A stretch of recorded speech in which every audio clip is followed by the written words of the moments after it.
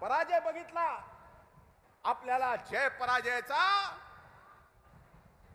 कधीच महत्वाचं वाटलं नाही, पण कायम तुमच्या मनात काम करून, तुमची सेवा करून, तुमच्या मनात स्थान निर्माण करावं, याच्या पलीकडे कुठलीही लालसा या माझ्या मनात नाही, हे प्रामाणिकपणानं आजही तुमच्या सर्वांच्या साक्षीने मी या ठिकाणी सांगतो. 19 मध्ये सत्ता आली.